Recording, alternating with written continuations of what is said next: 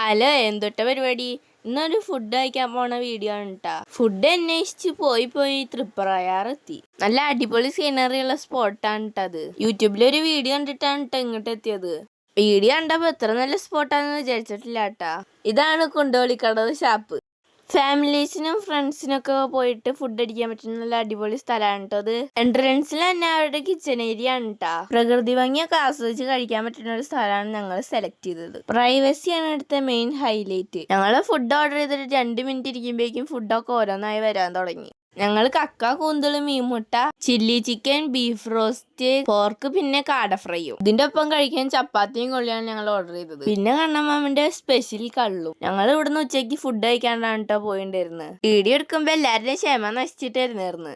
ആടിന്റെ ലിവറും ആടിന്റെ തലയും ചെമ്മീനും ഞണ്ട് സ്പെഷ്യലും ഉണ്ട് കേട്ടോ അവിടെ. ഇതൊക്കെ കഴിച്ചു കഴിഞ്ഞിട്ട് ബാക്കി ഓർഡർ ചെയ്യാന്ന് വിചാരിച്ചു. അങ്ങനെ ഒരു സൈഡിൽ നിന്ന് കഴിക്കാൻ തുടങ്ങി. ഞങ്ങൾ ഓർഡർ ചെയ്ത ഐറ്റംസ് എല്ലാം നല്ല അടിപൊളി ടേസ്റ്റ് ആയിരുന്നു കേട്ടാ.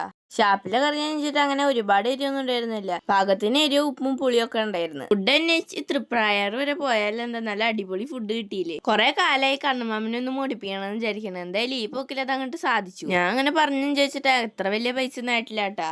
ഫുഡ് അന്വേഷിച്ച് ഞങ്ങൾ ആദ്യം പോയത് കാഞ്ഞാണിക്കായിരുന്നു. അതും യൂട്യൂബ് വീഡിയോ കണ്ടിട്ട് തന്നെയാണ് കേട്ടോ പോയത്.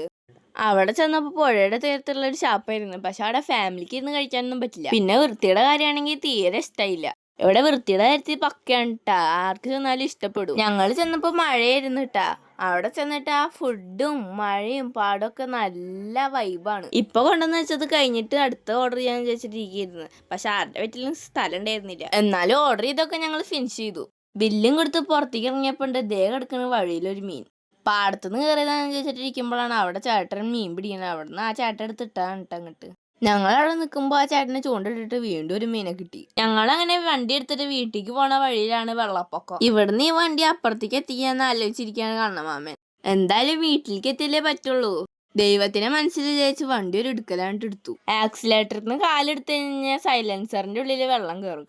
അങ്ങനെ വെള്ളം കയറി വണ്ടി നിന്നാൽ ഞങ്ങൾ വീട് വരെ വണ്ടി തള്ളാണ്ട് വരും. കണ്ണമാമന്റെ ദൈവത്തിന്റെ വിളിയാണോ അത് ഞങ്ങളുടെ ഭാഗ്യമാണോ എന്നറിയില്ല. ഞങ്ങൾ എന്തായാലും കരയിലെത്തി. കുറെ ആൾക്കാരുടെ വണ്ടിയിൽ സൈലൻസറിൽ വെള്ളം കയറിയിട്ട് അവരവിടെ നിൽക്കണ്ടായിരുന്നു. ഇനി അവരൊക്കെ എന്താ ചെയ്യാനാവാം. ഇത് കണ്ടാ നിങ്ങൾ വിചാരിക്കും മരത്തുമ്പോ എന്തോ കായ തൂങ്ങിയെടുക്കാന്ന്. അല്ലല്ലേട്ടാ, അത് വവ്വാലാണ്. അപ്പൊ എന്റെ വീഡിയോ ഇഷ്ടമായ ലൈക്ക് ചെയ്യാനും ഷെയർ ചെയ്യാനും സബ്സ്ക്രൈബ് ചെയ്യാനും മറക്കല്ലേട്ടാ.